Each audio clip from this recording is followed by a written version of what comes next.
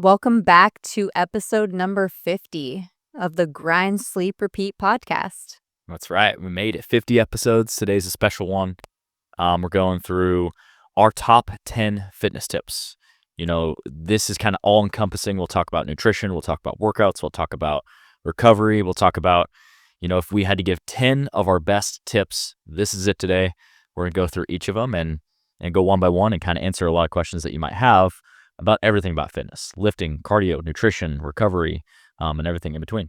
Yeah, so tune in, grab your favorite drink, and buckle up because it's going to be a good one.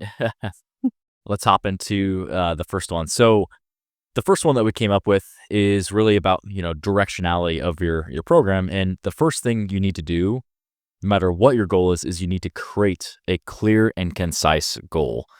And I think that there are so many people that just go through the motions and they're going to the gym, and that's great. They're eating healthy, that's great. But they don't have a goal set forth. And you have to have something that you're working towards so that you can set the bar. And then once you reach that bar, you set the next goal and you set the next goal. Because the last thing that we'd want to do is spend 10 years in the gym, but have zero improvement. We don't change at all. Yes, that's going to be good for your health, but we want to make sure that we're setting clear and concise goals and really come up with those so we have something to work for each and every workout.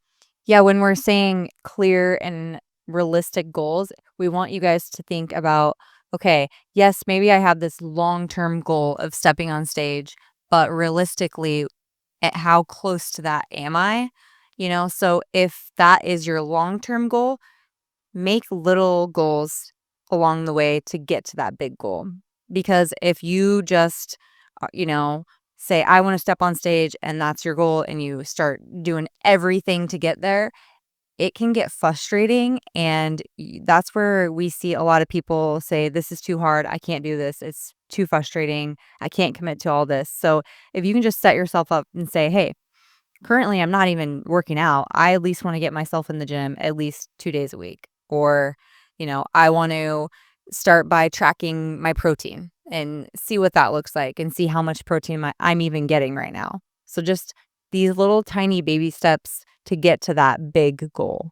Yeah, setting a goal just gives you direction, it gives you purpose, and you can always change your goal.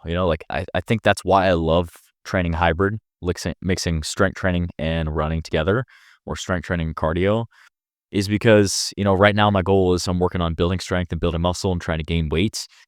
I have some goals of running some more races this upcoming year. So like the spring and into the fall, running half marathon or two. Eventually I would love to run a marathon. That's a completely separate goal in a different time in life maybe, but you can always change your goals. And like I said, it just gives you something to work for. So That's going to lead us right to our second point, which is after you've created the goal, our second tip is you have to create a plan. That's what we are all about. We create structure for people here. We're gym owners and trainers, and without structure, it's just chaos. It's just randomness. So you've locked in on your goal. Now let's come up with a plan that is going to optimize that goal. And it can look so different for so many people. And I think people are so quick to say that this is the perfect plan, no matter who you are. And I think that's really naive to say that there's one specific plan that meets everybody's needs. If there's anything that I've learned in the last decade of being in the gym and being a trainer, is that there's no one-size-fits-all program. So customization and creating that structure is going to help you see the best results in the shortest amount of time possible. And creating a program around that is really the way to go. Yeah, creating your plan and making sure that you schedule that into your lifestyle. And like you said, not everybody's plan is going to look the same. So just because somebody on Instagram is working out 7 days a week and she has no children and can prep her food, has more flexibility, works from home, doesn't mean that lifestyle fits for you. So make sure you're realistic and find something that you can do and stick with, whether that plan be, maybe it's just 30 minutes a day, maybe it's putting that workout in your phone and scheduling it like an appointment. Because if you're anything like me, I'm not going to miss the appointment. Yeah. I'm going to show up for my appointment. So put that in, mark it down, make it a commitment, and you're more likely to stick with that. Yeah, I think back to when I was in college, early 20s. My program looks very different now than it did then because my life has changed. drastically since then. You're welcome. Have no, it's great, no Just kidding. complaints, but just being realistic, saying, like, I don't have like, when I was in college, I used to go to the gym. I used to love like, I'm a natural night owl. I used to love going to the gym at, like, 9:30, maybe 10 o'clock at the latest, but, like, 9:30, and I would work out for, like, 2 hours. I would literally leave at midnight, and Yeah. I just loved it. Like, working out for 2.5 hours nowadays, like, there's no way. There's no way that I could fit that into my schedule. Some days being a gym owner, you get an hour to work out, to eat, and compose yourself before your next appointment, your next phone call, or your next training session. So, you know, I think you have to take a look at your life, take a look at where you're at, take a look at your goals. Yes, you're going to have to make sacrifices, and no, it's not going to be easy, but create some structure and create a program that you can sustain. Because if you're doing something where you're working out twice a day and you barely have an hour to work out in the first place, it's not Yeah. going to be sustainable, and you're not going to see progress long term. Yeah, for sure. I think something that has helped us too with being gym owners and having kids is incorporating them, and we've talked about this numerous times, but bringing them in the gym and showing them different healthy ways to eat, and that just teaches them a healthy way of life, and hopefully that will carry on to them too. So, there's benefit to doing that as well. Oh, for sure. Yeah, you get incorporating the kids is huge for us to be able to have some sanity, and like, we can bring them to the gym even on like days off. Like, we'll take Sundays off and Yeah. bring them to the gym for the morning workout, and we don't have to find a babysitter. We don't have to go one at a time.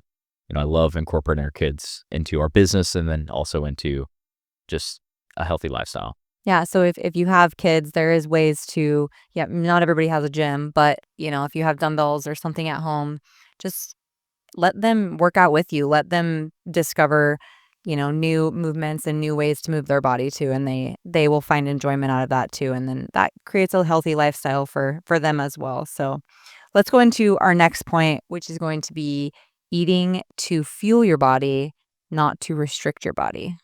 Yeah, we're going to kind of talk about nutrition in the next couple. We're kind of grouped into like, these next couple are really nutrition tips. We got some workout tips. We got some recovery tips coming up later. But, I think it's taken us a long time to realize that food is fuel. We personally have made this mistake, and I know a lot of other people do, is you're trying to like really work on body composition. And a lot of times the first place you go is like, I'm going to pull back calories. I'm going to do more exercises. I'm going to do more workouts. I'm going to move more. And what happens with that is you just deprive your body of food and energy, and you have no energy to get through your workouts and give good effort, but then also just get through your day-to-day life. So looking at food as fuel is a completely different way to approach nutrition. And you can still look at food as fuel and lose body fat, or you can still look at food as fuel and build muscle. But when you change that mindset of like, food is bad, this food is bad, this food is good, and putting labels on things, I think it opens up a lot of peace in your day-to-day life, and it allows you to still incorporate things that you enjoy. You know, 80-90% of the time, still eating whole foods, good foods that are going to fuel your body, good protein sources, good carbohydrate sources, good fat sources, but allowing yourself to realize that, like, at the end of the day, you can still eat the things that you enjoy and still see progress in the gym. And just because you went out to ice cream with your family on a Saturday night, it doesn't mean that that wrecks your fitness. You just have to realize that you hop right back on the wagon the next day, and it's just part of life, enjoying those things.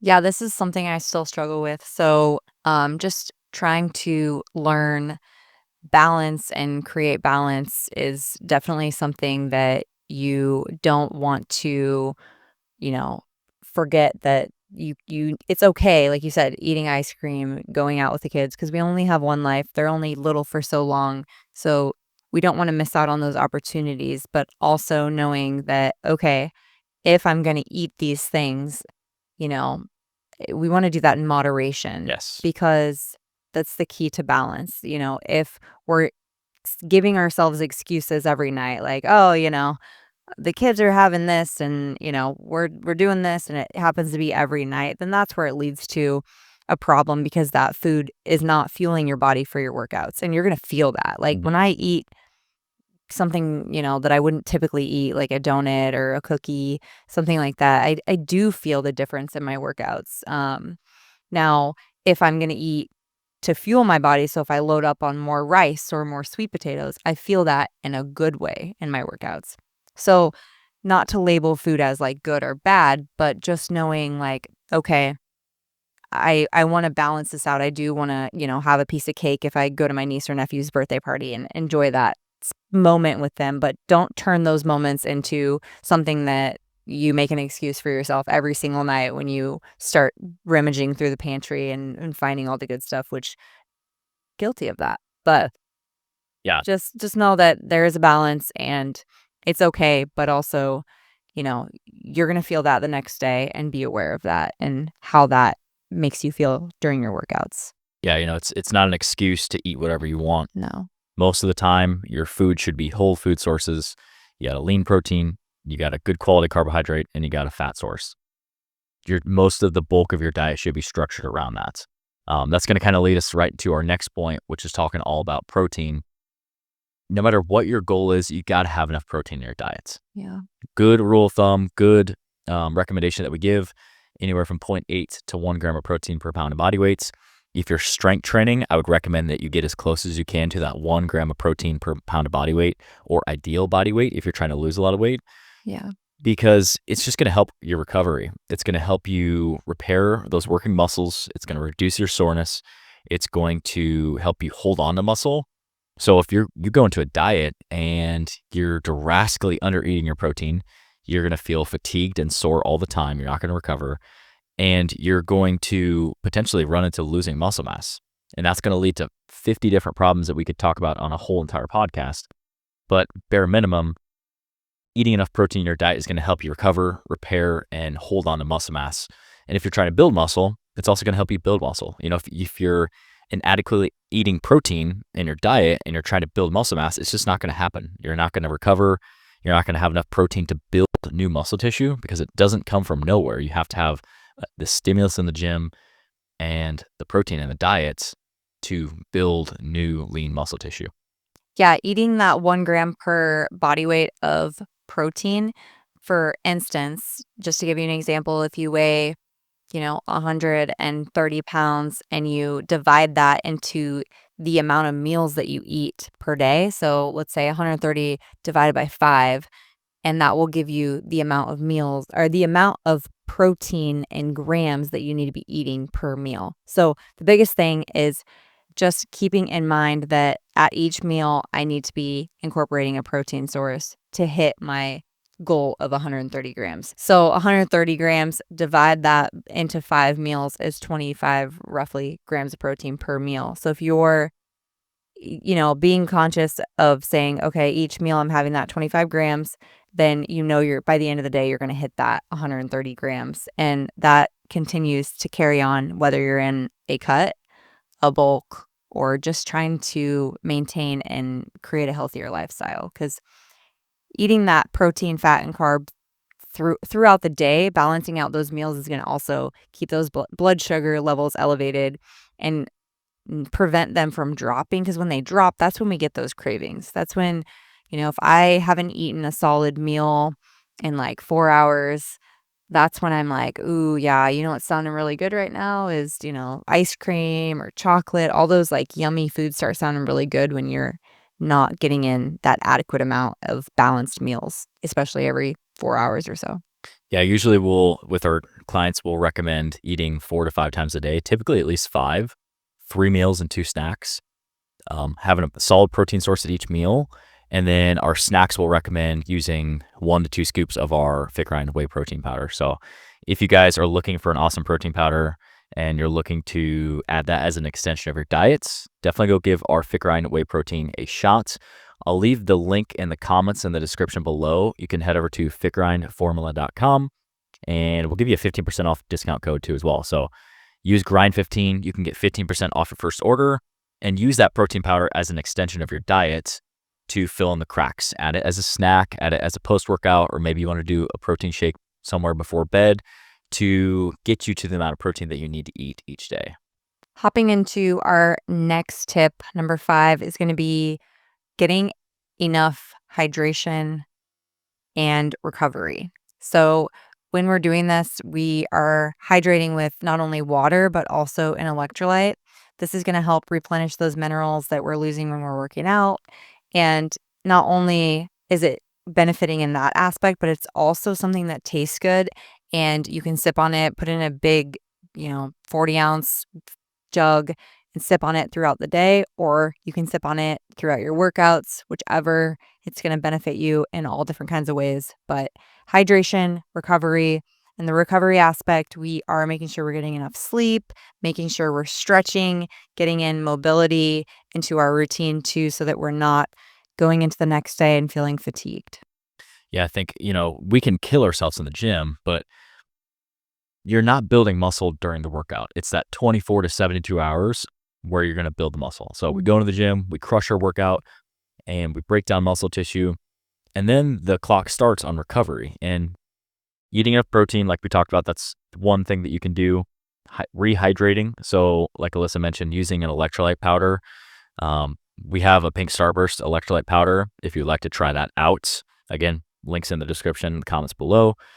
And that's going to help you replenish what you lose, not only through your sweat. I think a lot of times people think Gatorades and electrolytes are to replenish your sweat. Yes, you lose a lot of electrolytes through sweat, but every time you have a muscle contraction, you also lose electrolytes because it takes electrolytes to provide that muscle contraction. So even if you're not a super sweaty person after your workout, you still need to replenish what you lost, your potassium, your magnesium, and your sodium. And then, like Alyssa mentioned too, like sleep is huge. If you're undersleeping, even just going from 6 hours a night to 7 hours a night is going to be huge for your recovery because it's all about, I think people talk about overtraining. I do believe there is such thing as overtraining, but I do think a lot of people are walking around under recovered and they can handle more training volume or they can handle harder workouts, but they're just not properly recovering. So taking care of your recovery is really beneficial to your long-term success. We also are doing some ice baths. Definitely helps with, there's a lot of health benefits with ice baths that are going to, increase brown fats, improve cognition, reduce stress and anxiety, increase lymphatic drainage. Like there's a lot of good stuff that can happen from ice baths, but also can help reduce your fatigue, reduce your soreness, and is something that we're using that, is helping with recovery. And it's a long 3 minutes when we're doing it in that cold water, but I do really feel the difference and I feel better after doing ice baths. That's up to you if you want to do an ice bath, not a requirement, but I'm going to throw it out there. It's a little tidbit that if you have more questions on ice baths, let me know.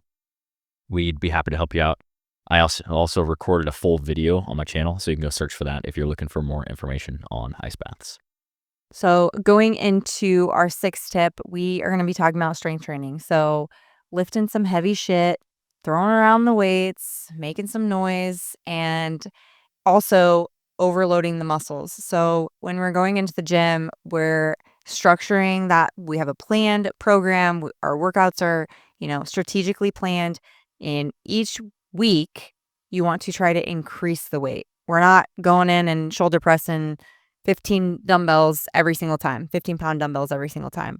You want to increase that, overload that muscle, whether it's from increasing the reps or putting more time under tension and creating more stimulus on the muscle or increasing the weight. So be aware of that. If you're going in and you're just going through that same motions every week and you're like, why am I not seeing results? Chances are that you need to push yourself Yeah. harder. Anybody can push harder. I think you have to take it upon yourself and almost gamify it and say, I did this last week, and even taking a step back. We keep detailed records of our workouts. I'm a pen and paper guy. Maybe you like some fitness app, that's perfectly fine, but use something to track your progress. Otherwise, if you come in for a workout, you've created this awesome plan, but you're like, man, I don't know how much weight I used on this exercise last week. I think it was this. It's going to be harder to track progression versus if you go back to your log and you're like, okay, I did bench press and I did this amount of weight. I did, just for example, 100 pounds for 8 reps. I'm going to try and get 10 today. And I get 10, then I'm going to go 105 pounds. Like it's that little tiny progression that happens and it sounds so tedious and monotonous, but progressive overload is the key to building and maintaining muscle mass. So if you're coming in the gym, it's not enough just to lift the same weights that you do every single time. Like Alyssa said, you have to say you're doing, she said 15-pound shoulder presses, grab the 17 and a halves, grab the 20s. Even if you can't do it right now, that's okay, because by doing it and say you only get like 5 or 6 reps, you've placed a stimulus on your muscle to make the improvements that you need to grow back stronger and bigger for next time. So we're really trying to chase progression, and you're going to do that by overload and then trying to reach muscle failure too. If somebody just starts in the gym, they're probably not going to reach muscle failure as much as if somebody's experienced. So strength training can look so different for everybody. And when we say lifting heavy, we mean heavy relative for you.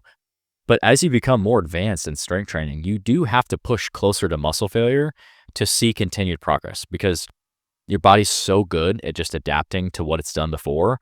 And if we just kind of come in and we're leaving 3, 4, 5 reps in the tank on every single exercise, you're not going to see the progress that you want. So we want to be close to muscle failure, at least by the last set that you're doing on an exercise. And probably you want to leave no more than 1 rep in the tank. That's right where we want to be. That's the sweet spot of getting close to muscle failure, keeping the form, but really challenging your muscle. And that's what's going to help you grow and build muscle and build strength. And keep in mind too, you're going to have good days, bad days. Oh, yeah. There's times we come in here and we're like, okay, we've been sick. Kids have been sick, just not getting enough sleep. You feel that, and you might have that one day where you're like, not much changed from last week. It's okay. I'm going to make sure next week to prioritize my sleep. Just keep in mind that nobody's perfect. We're going to have good days, bad days, but just being aware of that and writing that down, whether it's in your notebook or on your phone notes or an app, and pushing yourself each week to get better. Yeah, because if you were able to go up 5 pounds each week on every exercise, you put over like 200 pounds. Yeah, you put over 200 pounds on your bench press in a year. Like, that's not going to happen. Like, you're going to have some newbie gains in the beginning.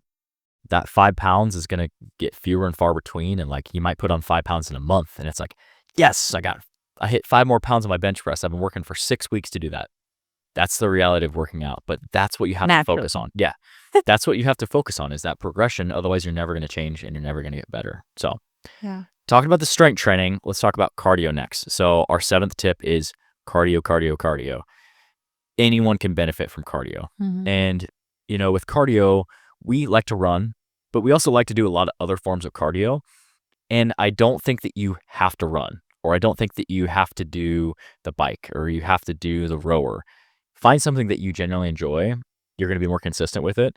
You're going to put a lot more effort into it, and it's going to just improve your overall health and well-being while also helping you work towards your body composition goals. It's going to help you improve your VO2 max, your cardiovascular endurance. And there is going to be carryover to strength training, where if you have a better, more efficient cardiovascular system, you're going to be able to deliver blood to your working muscles. You're going to be able to recover better in between sets. And overall, you're just going to have better workouts because you're more efficient and your heart is just stronger and can deliver oxygen and blood to those working muscles.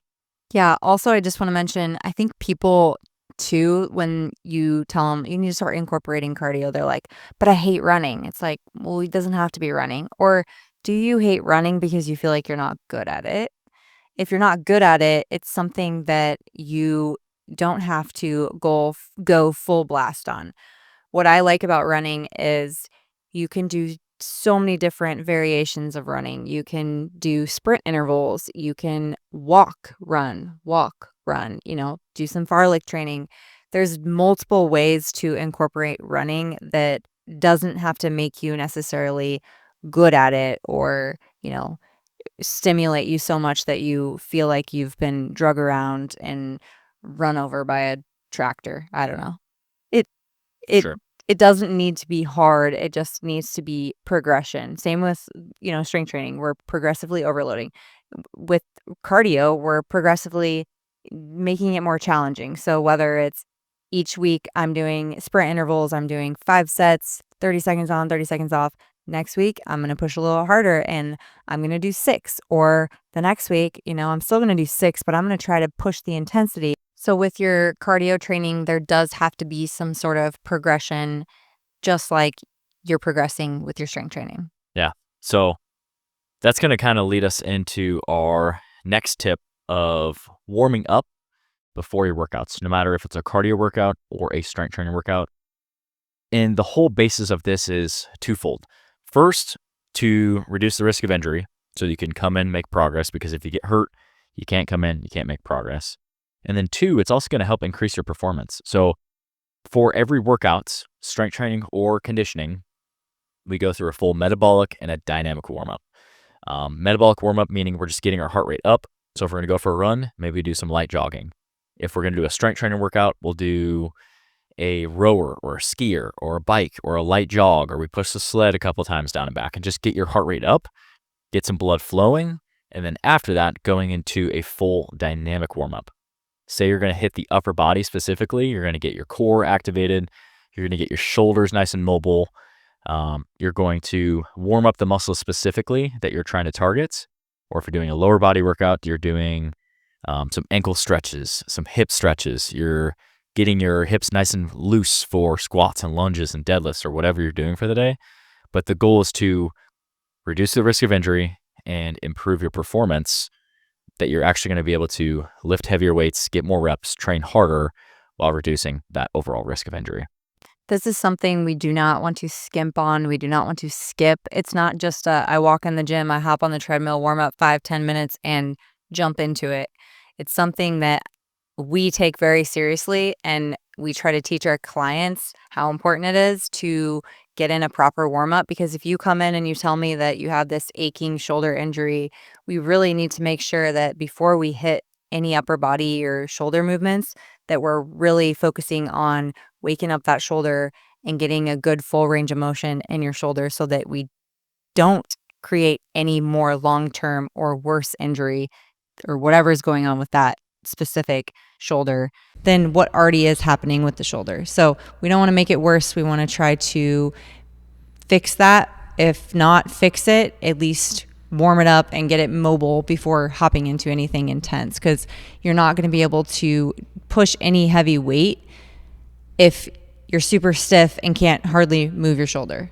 So I take a lot of pride and passion in helping people with flexibility and mobility, and I think that just goes a long ways in your longevity too. You know, somebody who comes in here and can hardly get up off the ground, like, you know, it's these are things that we do on a day-to-day basis to try to help you create a healthier, longer life. And getting up and down off the ground is something that you need to be able to do to be functional, right? Yeah, for a long time. Yeah. Yeah, I mean, step ups, those things, you know, shoulder movement, reaching up and grabbing things. There's so much functional, you know, there's so much functionality in training. And I think creating that warm up to fit each person can look so differently too. Yeah, it's going to depend on your own personal mobility restrictions or imbalances. But yeah, go through full metabolic, full dynamic warm up. I promise you're going to feel a lot better for that workout, have better performance. If you guys have questions on specific warm-ups, and we can even create some content in the future around that, we'd love to help out. Just let us know in the comment section. So we got 2 tips left. Getting into our 9th tip is all about sleep and stress management. And sounds a little hypocritical, me talking about this. Typically, you know, I'll get like 6 hours of sleep a night. That's kind of where I'm at right now. But I think that's the bare minimum of what you want to get. I think 6 to 8 hours really is the sweet spot, especially if you're training hard and trying to make progress. But it's going to help with your recovery. It's going to help you feel fresh.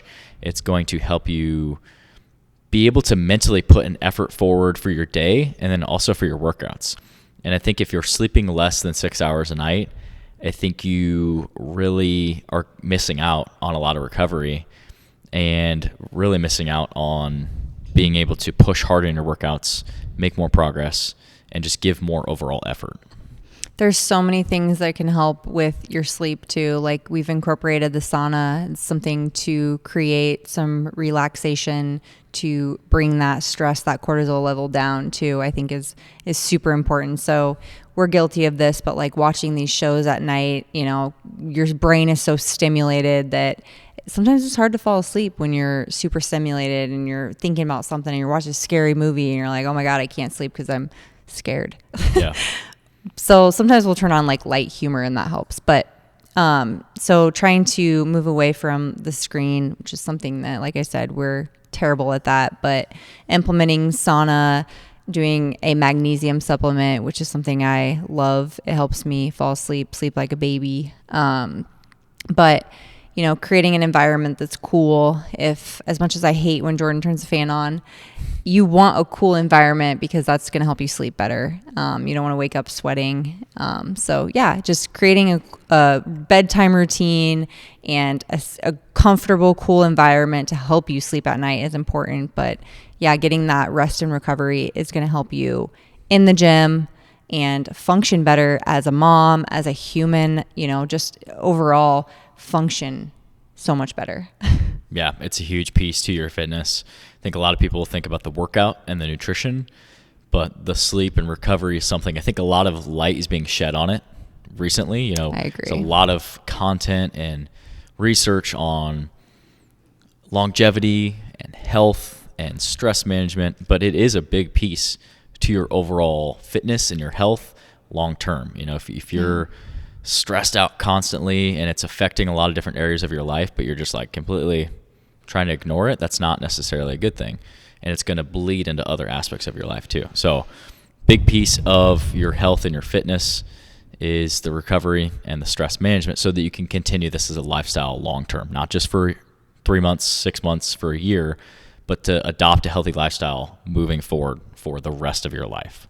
Yeah, finding something that's realistic for you that you can stick with long term, I think is the key here. And that kind of leads us into our last tip, which is going to be finding enjoyment in your workouts or just the changes that you're making in your new healthy lifestyle, new healthy journey. Yeah, I think people are so quick to want the fast route. How do I lose weight the fastest way possible? I just had a consult with a woman yesterday. She was new in the gym and she wanted to know, when am I going to lose weight? When am I going to lose weight? And that's a common question that I get asked very often.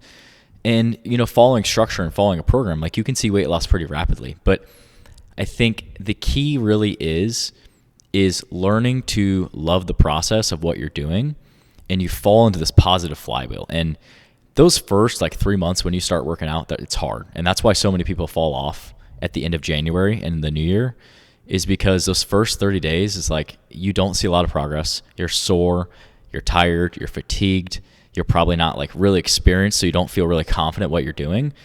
But if you can get into that positive flywheel where you start to see just a little bit of success, just a little bit, and then you're like, wow, I did that myself. The effort that I put in created that positive progress.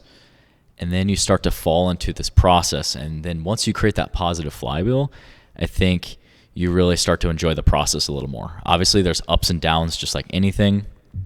But overall, you have to generally enjoy what you're doing. If you absolutely despise your workouts, you despise living a healthy lifestyle, it's going to be really hard for you. So keep trying new things.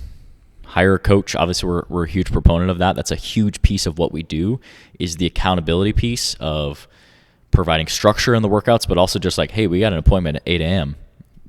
You're going to be here. Otherwise, that's the structure that we provide. So that is a huge piece. If you can't hire a coach, find people that you maybe want to do workouts with, friends, family, find a community, and it's going to help you be so much more accountable and find fulfillment and enjoyment from your workouts. There's so many different factors that come into play with weight loss. So if you come in here and you're pointing fingers saying, I want to lose weight, I want to lose it now, I want to get started training, it's so easy to blame something or blame someone. But I think just keeping in mind that it does come down to all of these tips that we've given you guys today, and creating a healthy, balanced diet and creating more movement in your day-to-day. Because you could come in here and hit the gym really hard and then go sit at home and sit on your butt the rest of the day.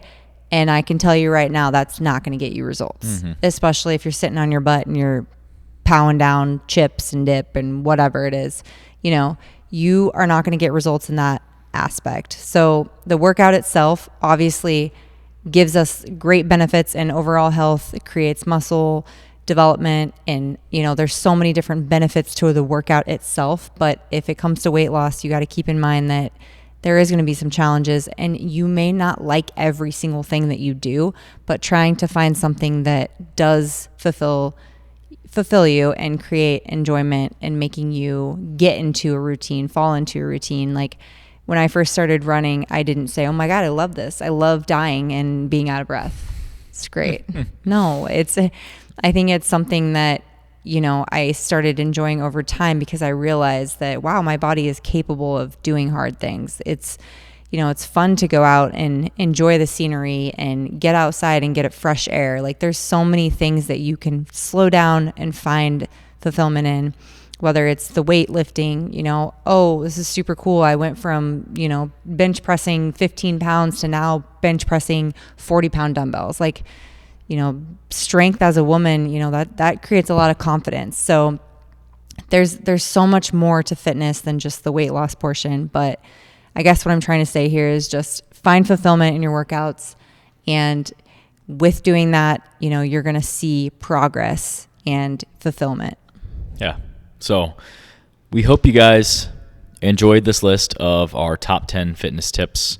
If you have any extras, we'd love to hear. Maybe you have some fitness tips that you would have included in your top 10, or if you have questions on anything that we talked about today, we'd love to help. We help people every day here in the gym. We help people in online training, and we love to help you too. Just let us know your questions in the comment section, and we'll get back to you. So thanks for listening, guys.